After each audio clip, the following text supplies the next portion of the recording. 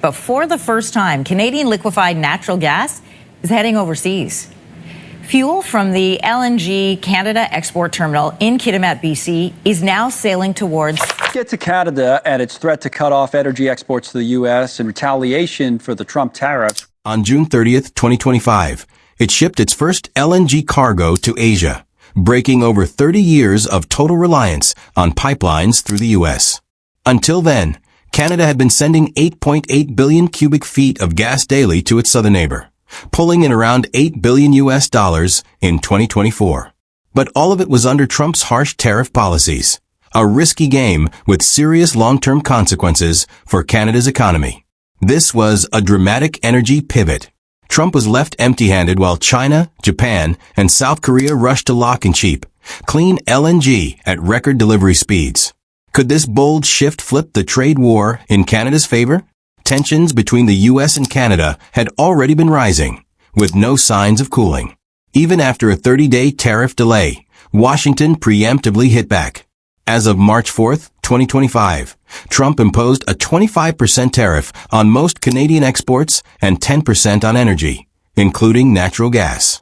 The move sent shockwaves through Canada's oil and gas sector, as nearly all its gas exports were U.S.-bound, now suddenly less competitive. To understand what's at stake, LNG liquefied natural gas is regular natural gas cooled to minus 165 degrees Celsius, turning it into liquid and shrinking its volume 600 times. That makes it easy to ship by sea, especially to countries without pipelines. It's cleaner than coal or oil and essential for power industry and heating, especially as Asia's demand skyrockets. LNG is now a key player in both energy and geopolitics. The 10% U.S. tariff hit hard. Canada was already sending 8.8 billion cubic feet per day across the border, earning $8 billion in 2024. Even a smaller tariff was enough to push prices too high. U.S. producers were earning $3.746 per MMBTU at the Henry Hub benchmark, more than 5 times Canada's AEO index, at just $0.714 per MMBTU. With high base prices and added tariffs, Canada's LNG lost its edge, putting many long-term contracts at risk. A global shock hit the energy market as Canada's gas supply chain was suddenly thrown into a high-stakes gamble.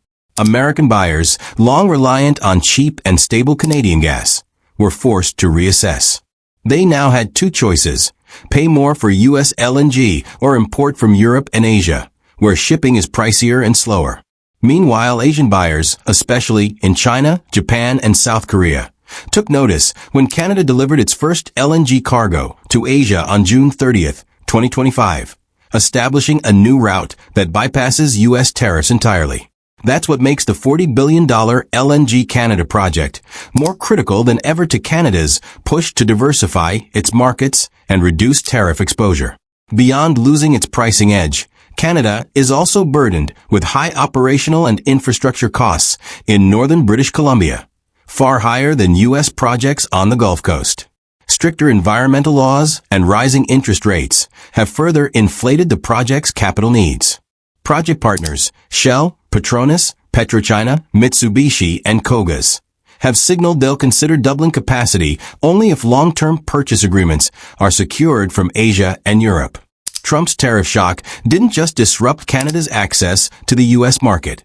It forced a strategic shift toward Asia via the Pacific. With low base prices, massive project scale, and trade pressure mounting, LNG could either become Canada's energy lifeline or its financial trap. The big question: will Mark Carney navigate Canada through this turning point in the global energy race? Out of this tariff standoff, the LNG Canada project became a strategic breakthrough.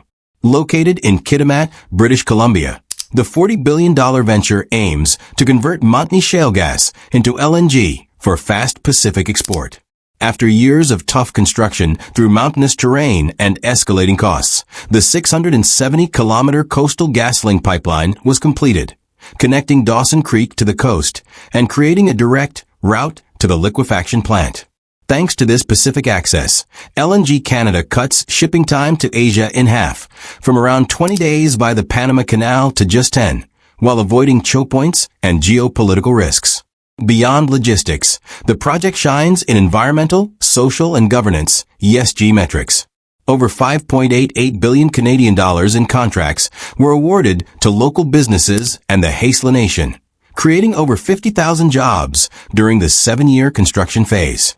The Haisla not only contributed as contractors, but gained equity in the Coastal GasLink pipeline, giving the community a stake in long-term revenues while preserving its cultural integrity. Technologically, the Kitimat plant features 2 liquefaction trains with a total capacity of 14 million metric tons per year, enough to supply Asia and Europe's growing demand. The equipment, supplied by JGC Japan and Fluor USA, is powered by clean hydroelectricity from British Columbia, making LNG Canada one of the lowest carbon LNG exporters on the planet. Success never comes easy.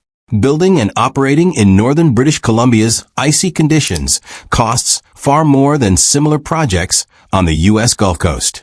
On top of that, strict environmental rules force the project partners to invest heavily in emissions controls and biodiversity protections. To ease the financial burden, the provincial government offered carbon tax breaks and sales tax incentives. But those same incentives have sparked criticism over corporate responsibility and the benefits for local communities. Turning the dream of market diversification into reality is only just beginning. But the launch of the first LNG cargo from Kitimat's terminal proved that Canada is no longer reliant on U.S. pipelines.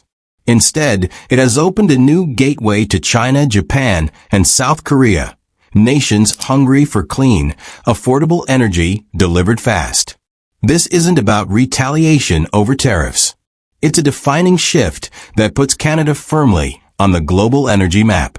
With sanctions choking off Russian gas and global energy supplies tightening, Asia is urgently seeking secure and cleaner LNG sources. This is where Canada sees its chance. Japan, South Korea, and China are all working to reduce their reliance on Russian gas and coal. Japan, which depends on imports for over 80% of its electricity, plans to add at least 20 million tons of LNG annually by 2026. South Korea is increasing its LNG storage capacity by 50% over the next decade. Meanwhile, China is locking in long-term contracts to ensure steady supplies before next winter. Against this high-stakes backdrop, Canada's first LNG shipment left Kitimat on June 30th, 2025. The GasLog Glasgow carried 2.66 million tons of LNG to Asia, launching a new route that skips overland pipelines and avoids the delays of the Panama Canal, cutting travel time from 20 days to just 10. Each voyage saves tens of millions in shipping costs. Starting in 2026, LNG Canada expects to run over 170 voyages a year to Japan, South Korea, and Singapore, setting a new pace for the country's gas exports. But this moment is about more than business. It marks a turning point. Canada has broken away from U.S. tariff control and pipeline dependence. With Asia's growing demand for clean, geopolitically safe LNG, LNG Canada is reaching full initial capacity of 14 million tons per year, and a second phase is already in the works. Partners Shell, Petronas, PetroChina, Mitsubishi, and Kogas are considering doubling capacity to 28 million tons, which would place Canada among the world's top 5 LNG exporters. Reuters reports a final decision on this expansion is expected soon, just as the first phase hits full stride. This new market doesn't just boost revenue. It also shields Canada from political risk. Nearly all of Canada's 8.6 billion cubic feet per day of natural gas once flowed through U.S. pipelines. But when Washington slapped a 10% import tariff on Canadian gas, prices soared and deals froze. Now, with direct shipping to Asia, Canada avoids tariffs and earns high marks from buyers for its stable supply and pricing. Still, scaling up won't be easy. Doubling output will require tens of billions in new investment, while northern BC's high construction costs and tough regulations remain a challenge. Even so, tax incentives and local partnerships, particularly with the Haisla Nation, are helping pave the way.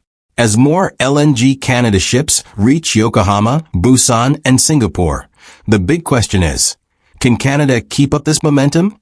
And will this move wake up Washington or trigger a new wave of tariff tensions? In the end, Canada's pivot to Asia is about far more than a single LNG shipment. It's a decisive move toward energy independence. By escaping pipeline dependency and tariff pressure, Canada is expanding its influence and solidifying its global role. But the future hinges on Phase 2. Can Canada compete with powerhouses like Qatar, the U.S., and Australia? The hurdles, capital regulation, and carbon policy are huge. What's your take? Will Canada rise as a major force in the LNG world or get caught in the heat of global competition? This was just the beginning. Hit that subscribe button and buckle up. Digital Garage has so much more in store.